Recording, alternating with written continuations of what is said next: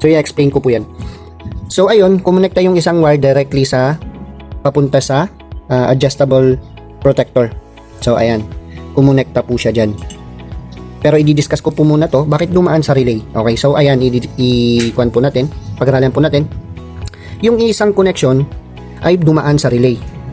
So yung relay dumaan sa LBD na kung saan ang power source ng LBD ay 12 volts na galing sa directly from battery. Bakit nga ba tayo may LBD at saka relay? So si LBD, dyan natin ano ba? Dyan po natin dinalagay yung allotted allowance para kay battery for safety purposes. Okay? So nag-a-allot tayo ng estimated amount of numbers para nang sa ganun hindi po ma-drain ang ating battery. Okay? So ayan. Sample po natin dyan is meron po siyang ini-indicate na 13.1 para sa power voltage ng battery as of now. Okay? And then try nating ipakita sa inyo kung paano ba yung pag-alat ng allowance for the battery. So ayan, clinic ko lang po to. Ayan, dito sa left area button, nag-change number po siya. Yan po yung allotted na volts na para kay battery. And then yung allowances naman po dito sa kabila. So may 5 additional 5 allowances. In computation, 12 volts plus 0.5 allotted allowances, 12.5. Automatically magpa-power on ulit si si battery. Okay, ulitin ko po. Pag nag-cut off po si LBD ay may 12 volts po na may iwan. Okay? And then may allotted allowance tayo dito na 0.5. So magre-resume po si battery in case of pag na-meet up niya na po yung 12.5. Bakit ko po sinabing 12.5? Allotted 12.0 volts plus 0.5 allotted allowances is 12.5. So pag na-meet up niya na yung 12.5, automatically magre-resume si battery for supplying. Okay? So yun po yun. Kaya po napakahalaga ng LBD at saka relay. Okay? Relay. And then yan po, papunta po siya, yung relay po natin ay, yung relay po, yung isang connection natin ay papunta din po sa adjustment protector. Ano po ba ang gamit ng adjustable protector? Usually ang adjustable protector, ginagamit po yan for overestimated power voltage. So ano bang ibig sabihin nun?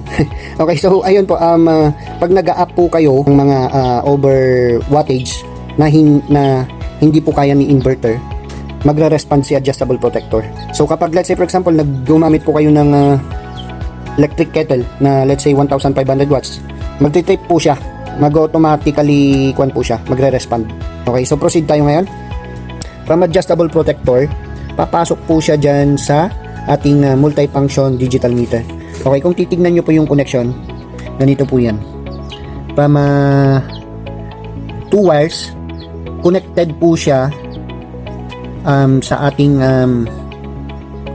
multifunction digital meter. So ayan, bakit siya connected dito? Kasi for some reason si multifunction meter, digital meter is minomonitor niya yung wattage na kung saan naka-up dito sa outlet. Okay, so ayan, minomonitor niya. So kung ilang wattage yung naka-up dyan.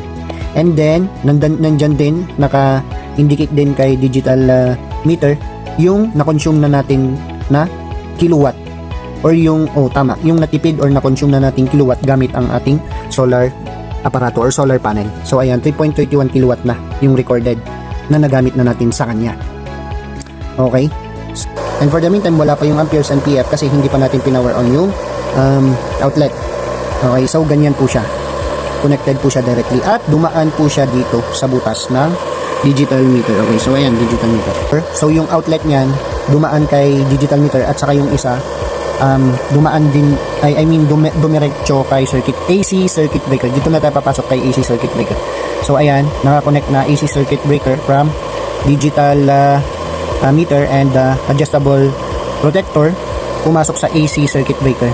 Ang AC circuit breaker natin ay may 40 amperes. Okay, so from our circuit breaker, ang output niya is lumabas naman kay outlet. Okay, so dito na sa outlet, dito na tayo mag-plug in ng mga appliances. Okay, soon ipapakita ko, yan yung mga wires ko, mga bukas pa yan. I mean, hindi pa totally fixed. So, ikukuhan ko po yan. i-discuss ko some other day or soon kung paano, para makita nyo rin kung paano mag-crimp or something. Then ayan, pag-ayos ng mga wires. So ayan, meron pa siyang mga hindi pa ganun ka ganda yung wirings, pero makikita nyo naman, madali lang naman sundan ng aking wirings. Okay, so ayan. So we gon' keep climbing to the mountaintop.